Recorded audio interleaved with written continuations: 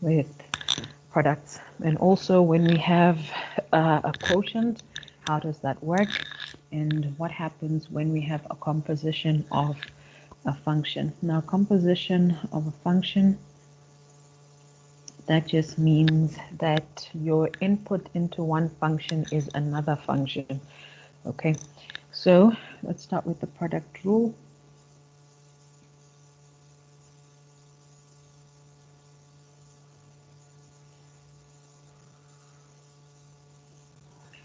Now, if you have a function, you have f of x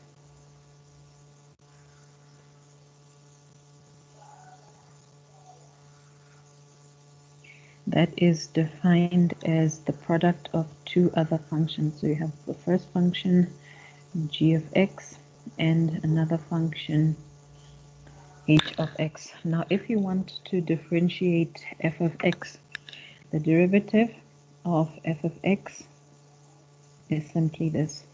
It is the derivative of the first function, g, multiplied by the second function as it is, plus the first function as it is, multiplied by the derivative of the second function.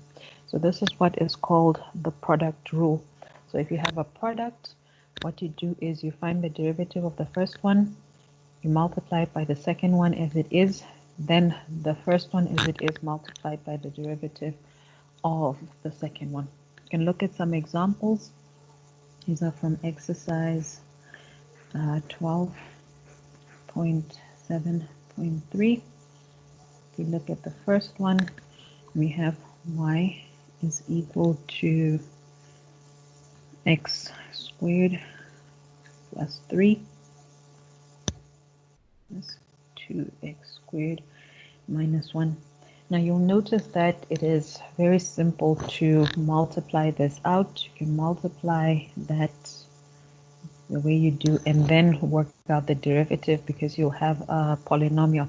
You can also do that, but to illustrate how the product rule works, so here my g of x is this one here. So this is my g of x, that is the first function, and then my h of x, that is the second function.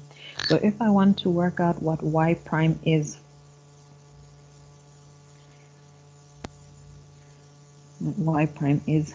notice over here, to work out to g prime, I just refer to my table.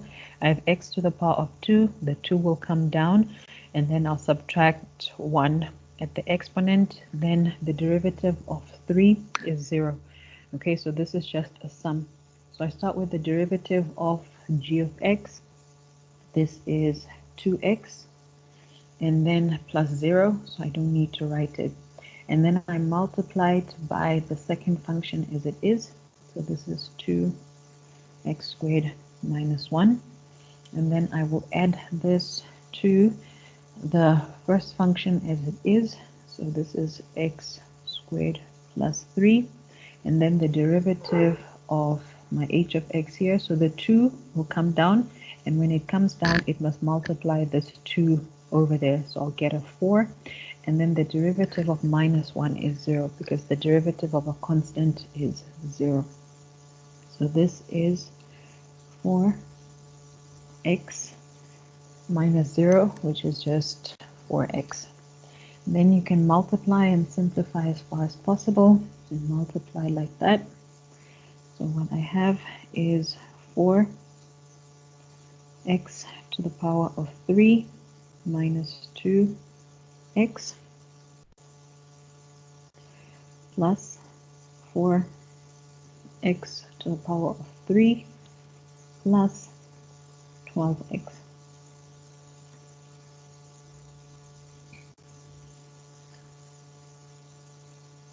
Okay.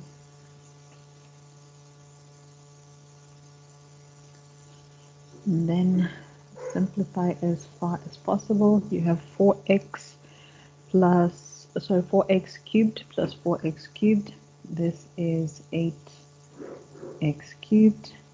Then I have negative 2x and 12x.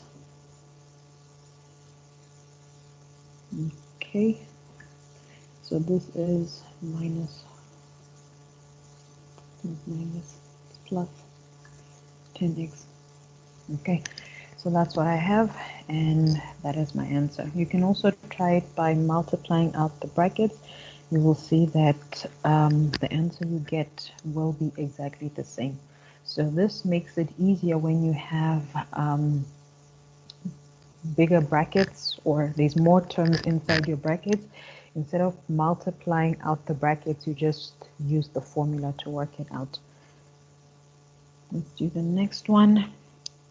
If I have y is equal to x to the power of 3 over 2, and then x squared minus 3.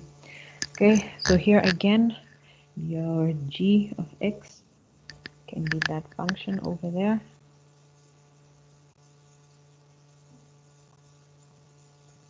And this one is your h, and you can see they're clearly multiplying. So to find the derivative, y prime, this is the derivative of g. So the derivative of g, the 3 over 2, will come down. Then I will reduce the exponent by 1. So 1.5 minus 1, I'm left with a half. And then the h must stay as it is. And then now g will stay as it is. So it's x to the power of 3 over 2. And then the derivative of h. So the 2 will come down. So I'll have 2. Then the exponent will reduce by 1. So it's 2 minus 1, which is 1. And then the derivative of minus 3 is 0. So I don't need to write that. So that's what I have. Then I simplify. This is equal to 3 over 2. Okay, so I'm going to multiply the x to the power of half inside. So I will have x to the power of 5 over 2. And then minus 3. Maybe I don't need the brackets. The bracket there. And this one there. Okay, so I'll just multiply this out. And this is just 9 over 2. So the 3 over 2 here multiplies the 3 over there, so I get 9 over 2, and this is x to the power of a half. Then plus 2 x to the power of 5 over 2. So I add the exponents over here. This is exponent 1, that is exponent 3 over 2. 1 plus 1.5 is 2.5. Okay, then I combine my like terms as much as possible. This is these two, I can combine them. This 3 over 2, x to the power 5 over 2, and that one there. So this is 1.5 plus 2, that is 3.5. So I have 7 over 2, x to the power of 5 over 2, and then minus 9 over 2, x to the power of half. Now you can write this in terms of square root. I'm not sure how it's written in the book. Maybe they factorized the square root out.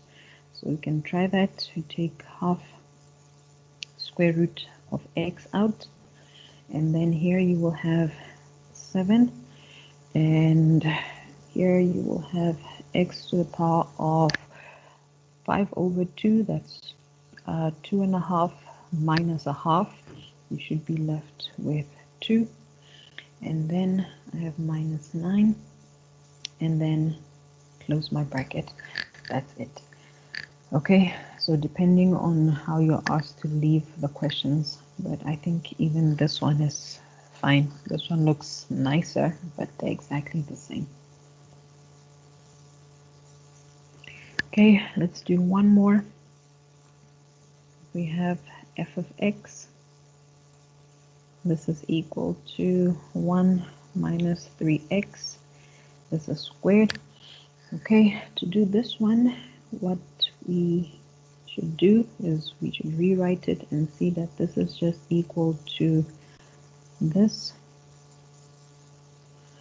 So you can see my g and h are the same function, but we perform the derivative in exactly the same way. So f prime of x, this is equal to the derivative, sorry, g as it is. So I'll write that, or the derivative of g. The order doesn't really matter because you're adding here. So I'll write the derivative of g. So the derivative of the 1 is 0, and the derivative of minus 3x is just minus 3, because the exponent of x over there is 1. It'll come down and multiply with 3, and then I'll have x to the power of 0. So this is just minus 3, and then h as it is, so it's 1 minus 3x, and then the derivative of h is the same as that of g, and then I multiply by g as it is. Okay, so you'll have to multiply your brackets out like that. So you'll have this is equal to negative 3 minus plus 9x minus 3 plus 9x. Okay, and this is just negative 6 plus 9x, or 9x minus 6. And even from here, you could have factorized a 2 out, because this and that are exactly the same. So it will be minus 6 multiplied by that one, and then you'll get the same thing. Okay, so that's how to use the product rule. It is very simple. It is just the product of the first function with the derivative of the second one, and you add that to the product of the derivative of the second function with the first one as it is. Then we have what is called the quotient rule.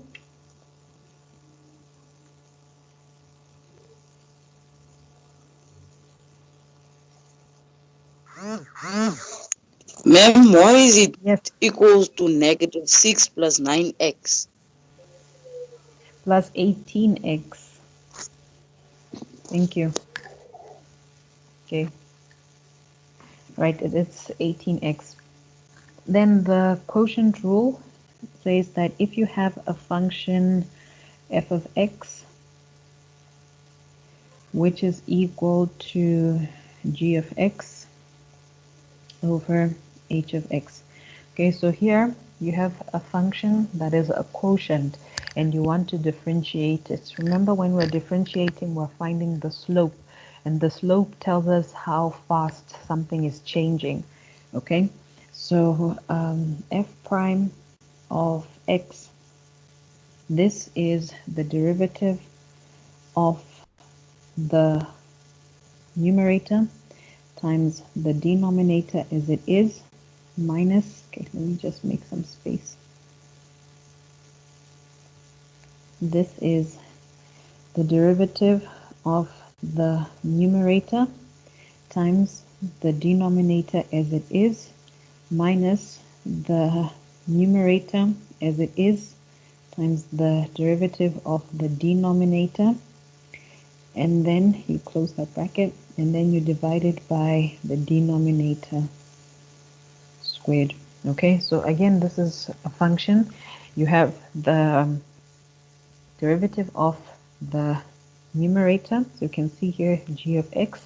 I differentiate it, then I will multiply it by the denominator, and then I will subtract the derivative of the denominator multiplied by the numerator as it is, and then my denominator becomes the denominator squared from the original function. So let's look at some examples with the quotient rule. Number 1, we have y is equal to the square root of x over x squared minus x. So here my g is square root of x, my h is x squared minus x. So to find the derivative, y prime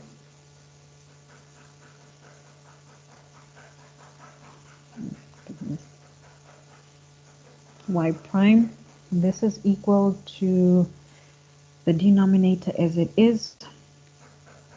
So I have x squared minus x, and then you differentiate the numerator. So notice I'm switching them, but with the product it doesn't matter if I write hx and then g prime of x, because I'm multiplying. The order that I write them in doesn't matter.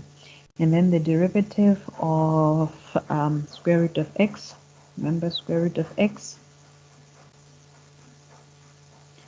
this is equal to, let me write it a little lower. Now square root of x, this is x to the power of a half. So when I differentiate square root of x prime, this, the half will come down, and then I have x to the power of minus half. So the derivative of square root of x, this is a half. The half will come down, and I have x to the power of minus half. And then for the second one,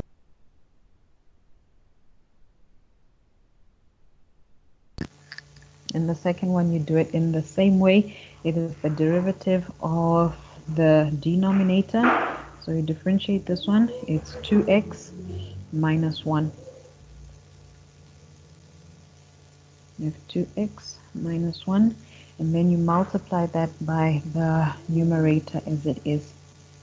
So even if I write this as square root of x times 2x minus 1, it doesn't matter, because the order that you write the product in doesn't matter. Okay, just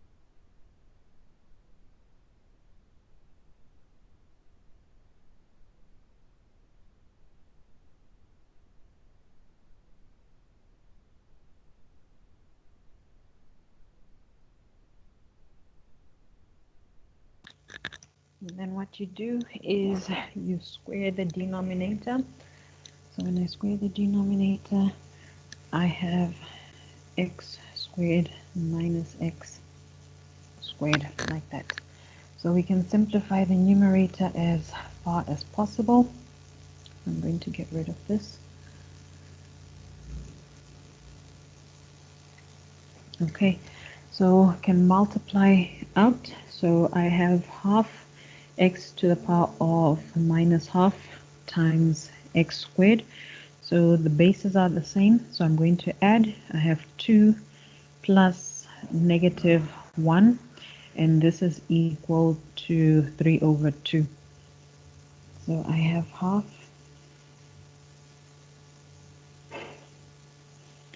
x to the power of 3 over 2. And then the same thing here, the half will multiply that one. So I will be left with minus a half. And then I have x to the power of a half. Okay, just hold on.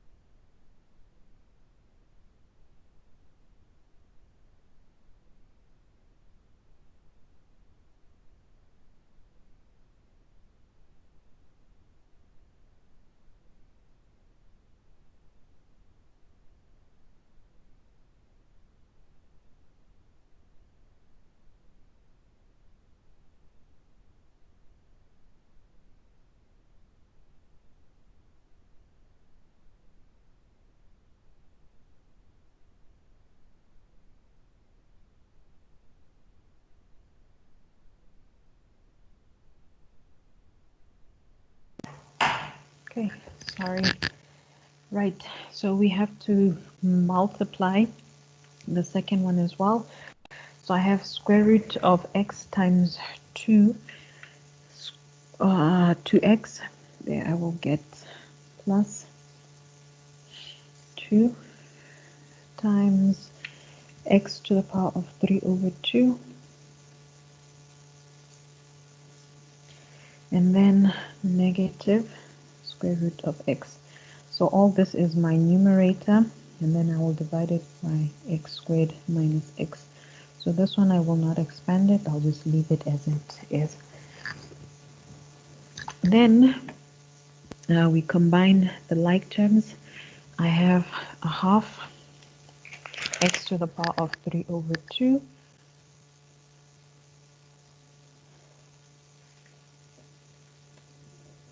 I think my formula in here, this is minus, this is minus, and that is plus. Okay, so this is minus, and then that will become plus. So from the formula. So what we will have here is negative 3 over 2 x to the power of 3 over 2, and then I have, this is 1 square root of x, and this is negative a half square root of x, so I should end up with a positive square root of a half plus half square root of x, and then I divide this by x squared minus x, and this is being squared. Right, then I can also factorize the square root of x out and a half also in the numerator. So if I take out half square root of x, I will be left with negative 3 times x, because when I multiply this, the exponent is half, the exponent there is 1. When I add them, I'm back over here, 3 over 2. And then the other one, I have 1, and this is x squared minus x to the power of 2. So just rewriting this, this is a half square root of x and 1 minus 3x. Then I divide this by x squared minus x to the power of 2. So that is my final answer. I can leave it like that. There's no need to multiply out the denominator because there's nothing that can cancel over there. Then let's do the next one. We have y is equal to x plus b over x minus b. So here my g is x plus b, my h is x minus b. So the formula y prime, this is equal to h times g prime minus g times h prime divided by h squared. Okay, so the product of the denominator with the derivative of the numerator minus the numerator times the derivative of the numerator of the denominator divided by the denominator squared. So y prime in this case, so I'll write my denominator as it is. So this is x minus b, and then the derivative of the numerator is just equal to 1 because I'm differentiating with respect to x, so this means that b is a constant. So the derivative of a constant is 0. The derivative of x is 1 because the exponent over here is 1. It'll come down, and then the exponent will reduce by 1 to get x to the power of 0. And then we subtract the numerator as it is. So I have x plus b and then I multiply it by the derivative of the denominator, which is just 1. And then I will square the denominator. So this is x minus b squared. So when I multiply out the bracket, I have x minus b minus x minus b. This is over x minus b squared. And then you can see that the x and that x will cancel because one is positive, the other one is negative. Then I have negative b minus b, that is just negative 2b.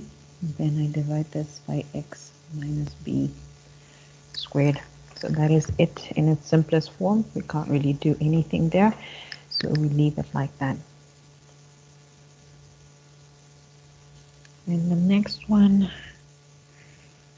look at y is equal to x plus c over the square root of x. So again, that is my g, and then that is my h.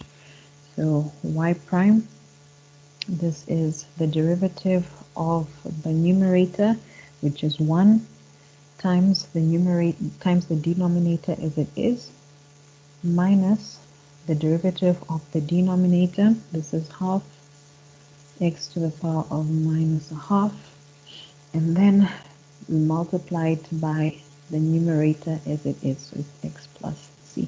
So this is all in one line. And then I divide it by the denominator squared. So this is square root of x squared. And simplify, we have square root of x minus a half. Okay, when I multiply this 2, x to the power of minus half and x to the power of 1, I will get x to the power of a half. So I have x to the power of a half. And then when I multiply this with c, c is just a constant, so I will have minus c over 2 x to the power of minus a half, and this is all divided by x because the square root of x squared is just equal to x. And we can see how to simplify this, the way to write it any better. Okay, let's see, this is square root of x minus half square root of x. I think I should have combined them right away. So let me not. Okay, so here, because it's square root of x minus half square root of x, I can just combine those to give me square root of half square root of x.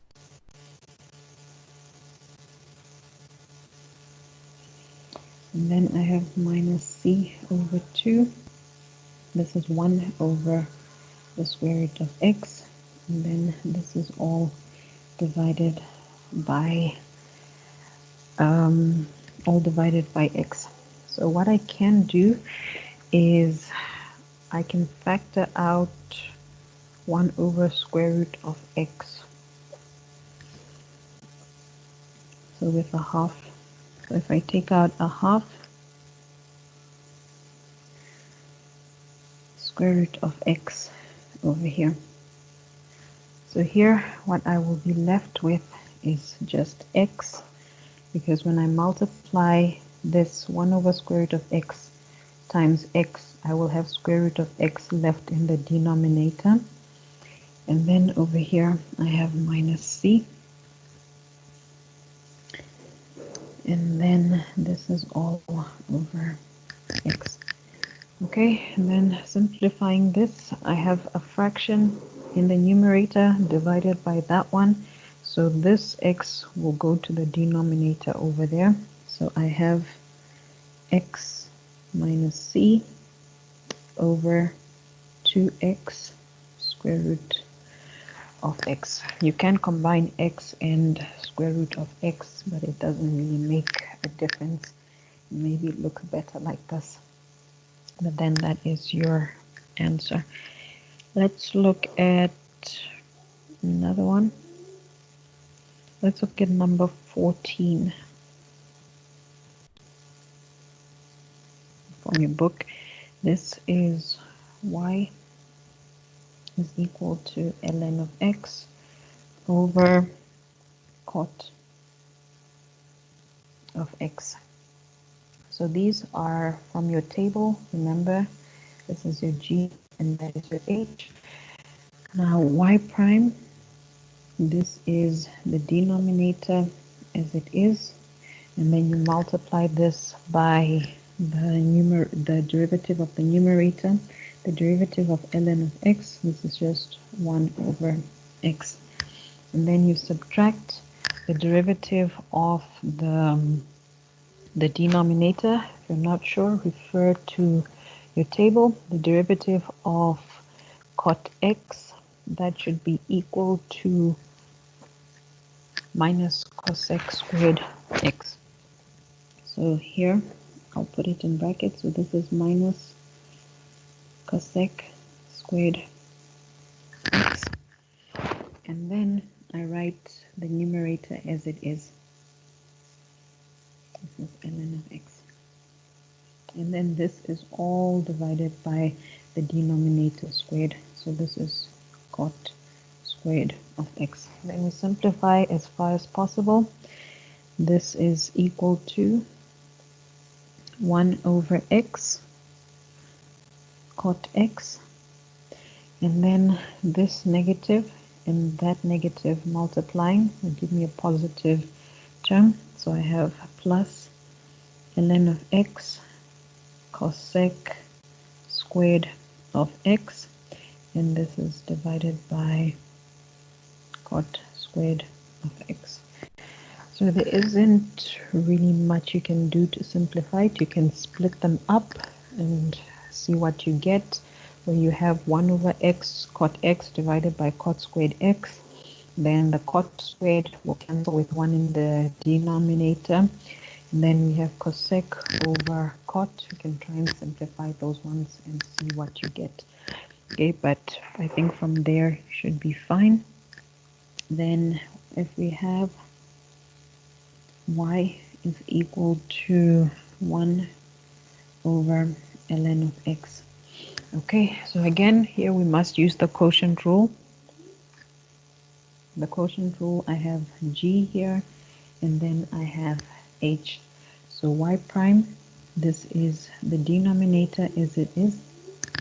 So this is ln of x times the derivative of the numerator. The derivative of the numerator is 0 because 1 is a constant, and when we differentiate a constant we get 0.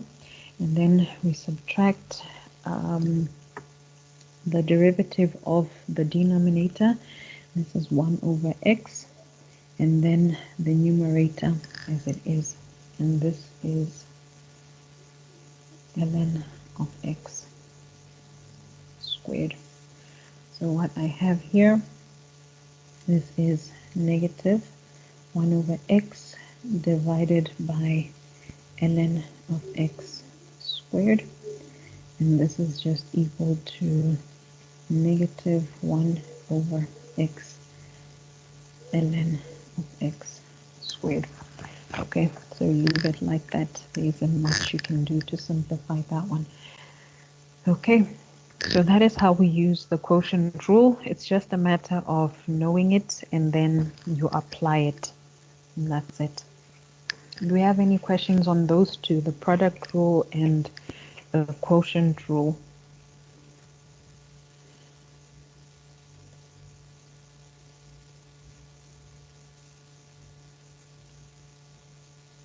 Okay, and we're fine. Then the next thing we look at is the chain rule. I'm sure in physics or chemistry you've talked about chain reactions. This is similar in a way in that your input of one function is another function. So it's like your x undergoes two different processes in a way. So it first goes through one function, it comes out, and then after that it goes through another function to give you overall function. So what this looks like is you have f of x, which is g of h of x. So here you have x goes through the function h, it comes out, and then it goes through the function g, and then that overall process is called f. Okay, so we also call this a composition of functions.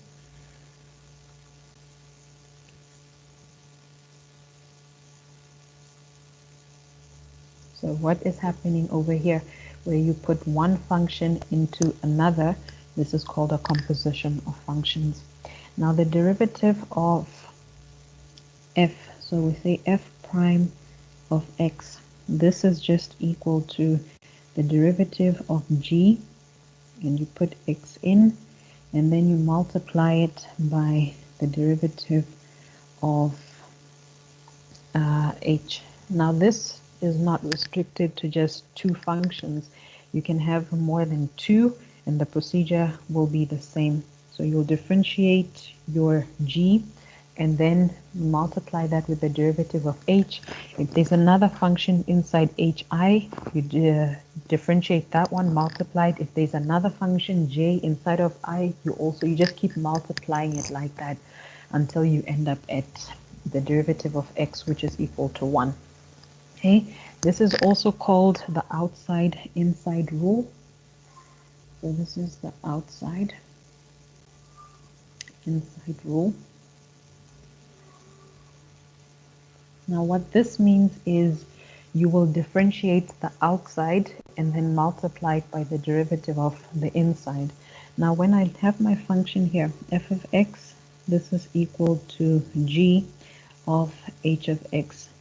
The function on the outside is g, so I'll work out that derivative, and then the function on the inside is h. I'll work out that derivative, and then I will get an answer by multiplying both of them. Okay, so I'll look at an example that we did already using the product rule. It was this one here. It was f of x. This is equal to 1 minus 3x to the power of 2. Now this one, you can look at it in this way. I have something that is being squared. So on the outside, when I look at the function, I'm squaring. So I have my g of x, which is, I don't want to use x. So I have something that I am squaring. And then on the inside, this u, what is happening is it takes it and multiplies it by -3, and then you add 1. So there's the outside function whose job is just to square, and then the inside function multiplies by -3 and then adds a 1. So when you find the derivative, what you do is you differentiate the outside. If I was to differentiate the outside, this 2 will come down, and then here my g prime, this would be 2, and then I will be left with u to the power of 1. And then if I were to differentiate u, this will just be -3. Okay, and then the final answer will be the product of these two. But then I have to remember what u is. Okay, u is this one over here. So let us do that one. So I'll write the question again. I have f of x. This is equal to 1 minus 3x to the power of 2. So I said on the outside I'm squaring. So the squaring should come down. So I have 2. And then the inside must not change to power of 1. The inside does not change. So only the squaring function x never changes. If I have x squared, when I differentiate it, it becomes 2x to the power of 1. You can see x has not changed. So even here, whatever it is I was squaring does not change. Then what I do is I multiply it by the inside. Now I go inside.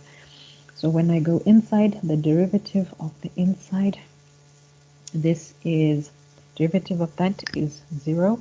Then the derivative of this one is minus 3. Then now I can multiply them.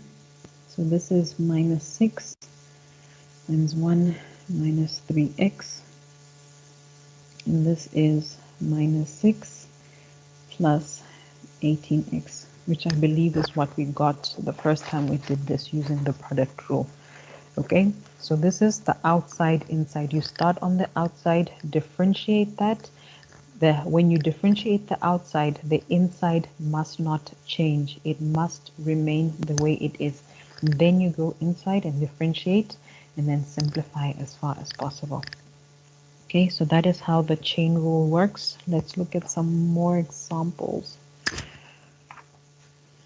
Let me just find the questions.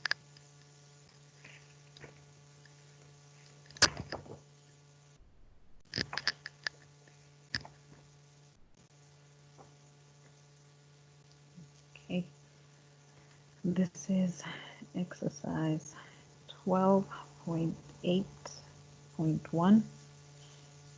Okay, we have y is equal to sine 3x. Okay, so on the outside I have sine because I'm taking sine of something, and then on the inside I have 3x. So when I differentiate this, I must differentiate sine. The 3x must stay there the way it is. Then when I go inside, I'll differentiate 3x and then multiply the two together. So here I have y prime. On the outside, the derivative of sine is cos, so you can get this from your table. Then the inside must stay the way it is. Okay, so you can see I've differentiated the outside. It went from sine, it became cos. The inside stayed the same. Then I multiplied by the derivative of the inside. The derivative of the inside is just 3, which is the derivative of 3x. The 1 there, the exponent will come down, multiply with the 3. That's where I get 3 from. And then I'll have x to the power of 0. X to the power of 0 is just 0. Then rewriting this, I get 3 cos of 3x. And that's it. So very simple to do. Let's do another one.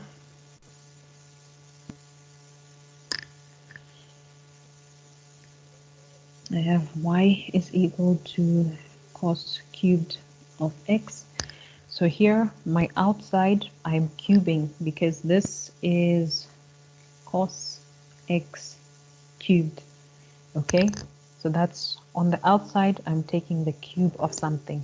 And then on the inside, I'm taking sine, I'm taking cos of something. So the derivative of this, y prime, this on the outside, the 3 must come down. My inside must stay there as it is.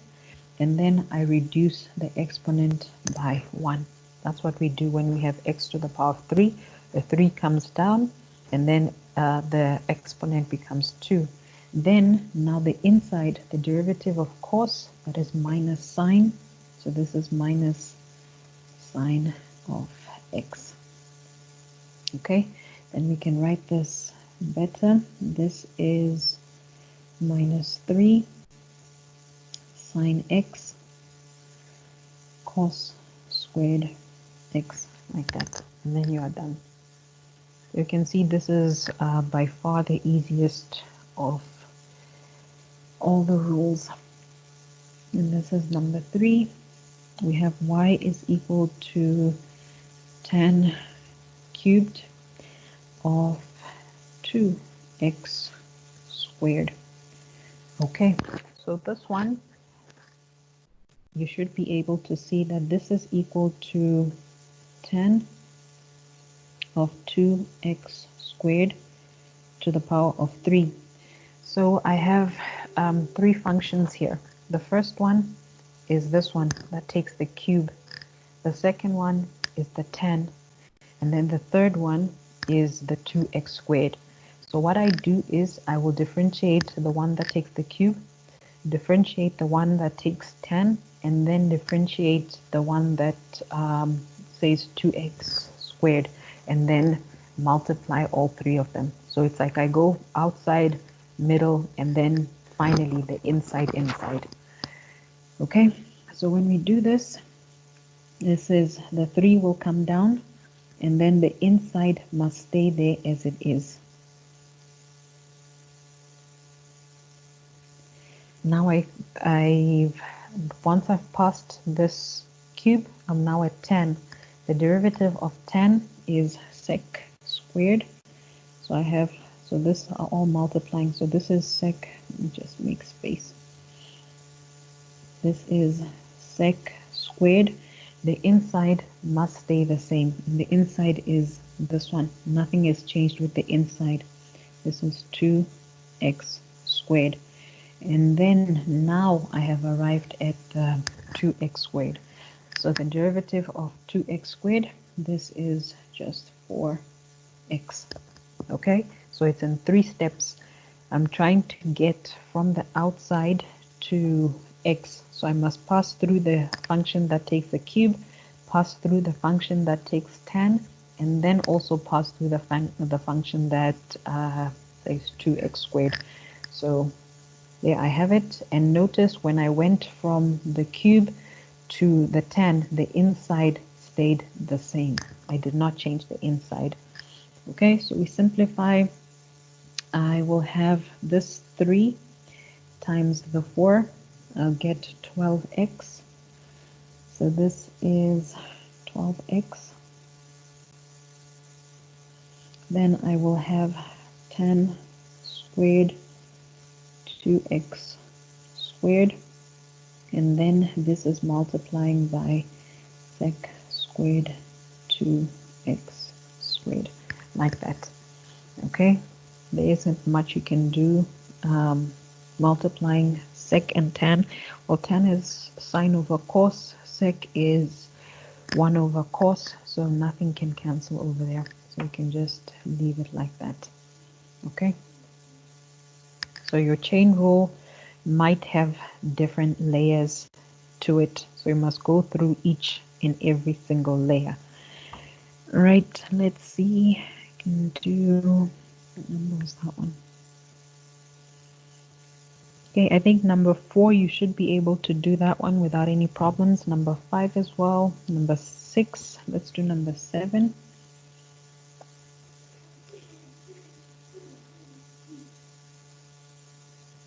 With number 7, we have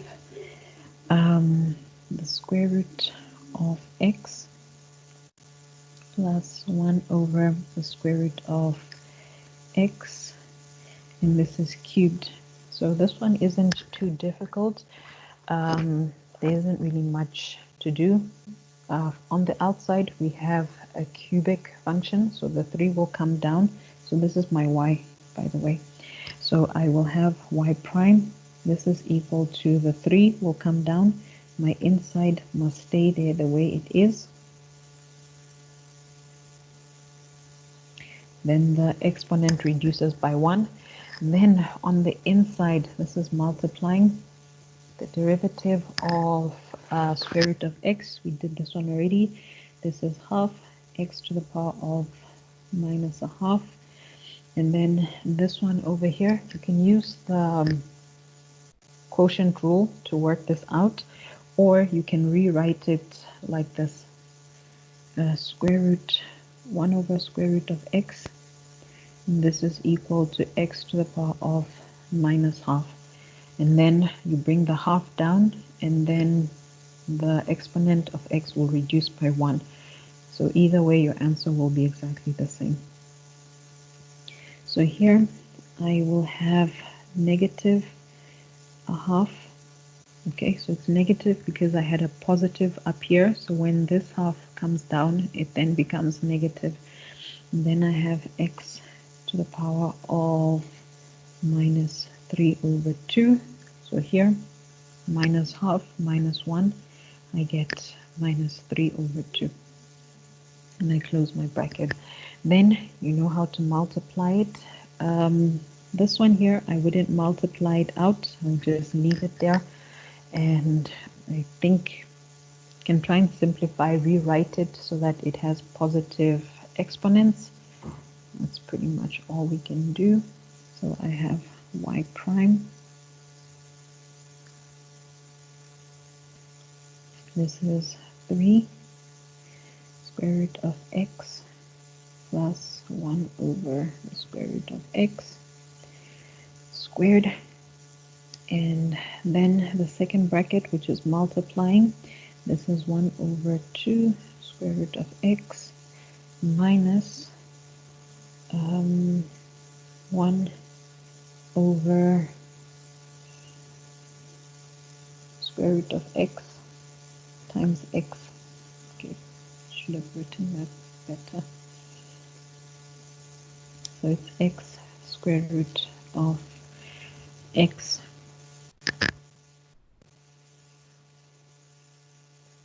Right. Then I don't think factorizing 1 over square root of x will make it any better, so we can just leave it like that. I think we can do just one more. Let's see, number 12.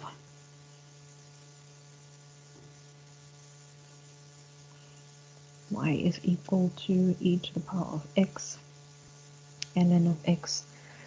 Okay, so this one is the chain rule, because on the outside I'm taking e to the power of something, and then on the inside I have x ln of x. Now to differentiate this x ln of x, I will have to use the product rule. Okay, so I start on the outside. When I differentiate e to the power of something, it is just e to that power. So this is e to the power of x ln of x. Now I go on the inside. On the inside I have this x ln of x. So here this is my g and this is my h. So the derivative of this x ln of x prime, this is the first one as it is, times the derivative of the second one, this is 1 over x, plus the derivative of the second one, of the first one, which is 1, times the second one as it is. Okay, so here this x stays the same, then the derivative of this is 1 over x, and the derivative of x is 1, and then ln of x must stay as it is. So then what I have here, this is just, this is 1 plus ln of x. So that is what I will write over here, times 1 plus ln of x. Then you can simplify this. This is just e to the power of x ln of x plus ln of x e to the power of x ln of x, like that. Okay, so leave it like that, and then you are done. So the other ones, you should be able to do them. I see number 11. Number 11. This one, y is equal to ln of cos 2x. This is also a three-step function. On the outside, I have ln, then cos, and then 2x. So it will differentiate ln, then cos x should remain. So I'll have 1 over cos 2x, and then differentiate cos, it's negative sine of 2x, and then differentiate 2x, you get 2. So that one shouldn't be a problem. And I think the others are pretty much the same way. Just number 9, you have the cube root of the square root of 2x plus 1. Instead of looking at this as the cube root, then the square root, and then inside, you can combine square root and cube root and just rewrite this as 2x plus 1 to the power of 6. So it becomes 2 functions, and then you are done. Okay, do we have any questions? Are we all fine? Would you be able to do this in a test?